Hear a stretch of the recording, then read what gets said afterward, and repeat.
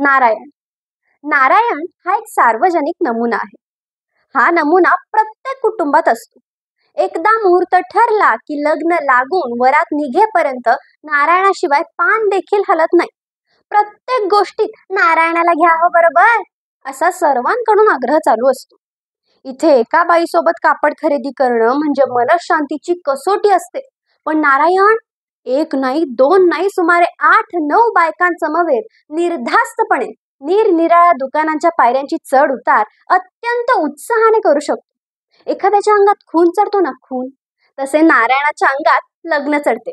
काकू माझा ऐका, महेश्वरी लुगड्यांचा स्टॉक इथल्यापेक्षा द्रौपदी वस्त्र भांडारात चांगला आहे. इथे फक्त तुम्ही खण निवडा. मालकाच्या तोंडासमोर ही वाक्य बोलण्याचं त्याला चांगलंच धैर्य आहे. मामी काकूंना खण पाहू दे, तोपर्यंत आपण नरहर शेठच्या दुकानात जाऊन मंगळसूत्राचे नमुने बघून घेऊ. काय हो, आणि अंगठीचंही माप आणलंय बरं का जावई बुवांच्या.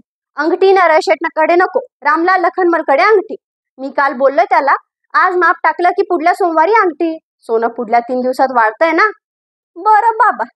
निमूटपणे मामी आणि भाचीच्या लग्नाला आलेल्या बेळगावच्या मावशी नारायणा मागून निघतात. गल्ली बोळातून वाट काढीत नारायण त्यांना नरहर शेठच्या दुकानात नेतो. अरे पण अंगठीचंही इथंच म्हणत होते अशी सारखी कुजबूज करण्याचा मामी प्रयत्न करतात, पण नारायण ऐकायला तयार नाही. हा नरहर शेठ, मंगळसूत्र न्यायला केव्हा येऊ? हा 4-5 दिवसात या. हे 4-5 दिवस वगैरे अर्धवट नको, नक्की तारीख सांगा. 17 हेलपाटे मारायला मला सवड नाही. नारायण सोनार दादांना सणसणीत दम भरतो. एरवी त्याला कुत्र्याला देखील हाड म्हणायची ताकद नाही, पण इथे अपील नाही, इथे लग्न आणि ते यथास्थित पार पाडणं हे त्याचं कर्तव्य आहे. अहो गेल्या 4 दिवसात दाढीला सवड नाही त्याला. 4 तांबे अंगावर टाकून सटकतो तो हल्ली. मंगळसूत्राचे नमुने पाहून झाल्यानंतर मोर्चा पुन्हा कापड दुकानी वळतो. इथे अजूनही मनासारखे खण सापडलेले नाहीत, पण नारायण डगमगत नाही. हा काकू माझा ऐका, हे घ्या 25, यातले निवडा 8, हे 4 जरीचे. हा मुलीच्या सासूला होईल. अरे पण गर्भ रेशमी असतात. काय करायचं थेरडीला गर्भ रेशमी? सर्व बायका शत्रू पक्षाच्या पुढारी बाईची चेष्टा ऐकून मनसोक्त असतात. आणि हे साधे ठेवून घ्या एक 12 काय करायचे लागतात. लग्न सोमवारी, त्या दिवशी बाजार बंद. आयत्या वेळेस खण काय सुतळी मिळणार नाही वितभर. नारायणाच्या दूरदर्शी धोरणाचे कौतुक होते.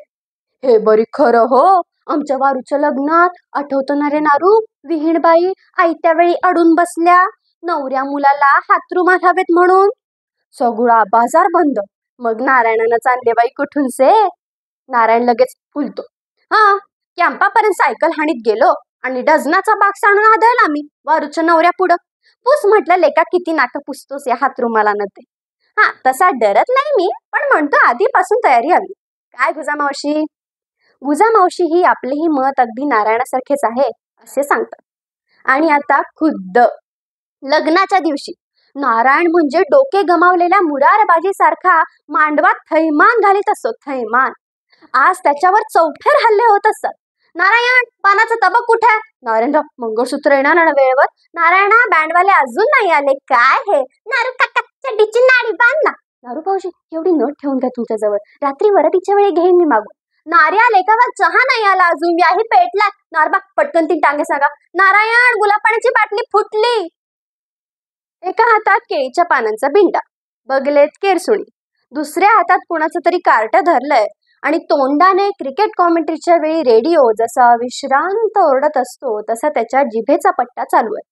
हा भटजी ही केरसुणी पांड्या भोल स्वच्छ जाणून घे. कोण? मंगल कार्यालयाचे मॅनेजर. मला कशाला बोलवताय त्यांना म्हणावे इकडे या. वसंतराव पॅन्ट सोडून धोतर नेसा बघू लवकर, देवक बसायचा आहे भाना.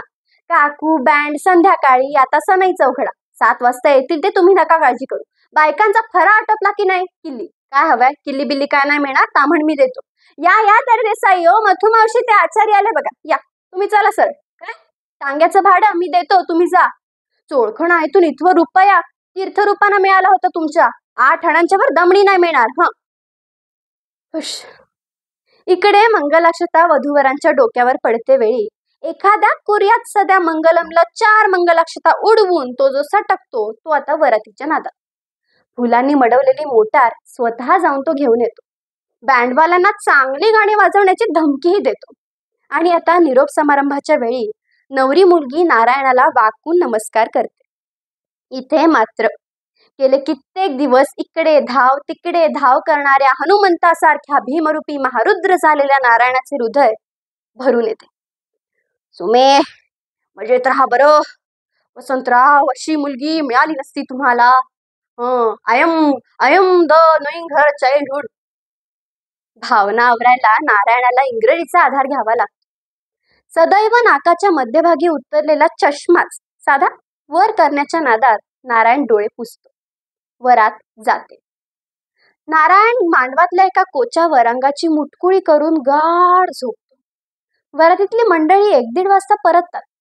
कोच्यावर मुटकुळी करून झोपलेल्या नारायणाकडे कोणाचेही लक्ष जात नाही. फक्त नारायणाची बायको आत जाते. पिशवीतून 10 ठिगळं जोडलेलं पांघरूण काढते आणि हळूच त्याच्या अंगावर टाकते. समोरच एका बाजूला गोधडीवर नारायणाचं किरट पोर झोपलेलं असतं. त्याच्या बाळमुठीत सकाळी कोणीतरी दिलेला बुंदीचा लाडू काळा कभिन्न झालेला असतो. मांडवात आता फक्त एका कोच्यावर नारायण आणि लांब दुसऱ्या टोकाला मांडववाल्यांची नोकरं घोरत असतात. बाकी सर्वत्र सामसूम असते. धन्यवाद.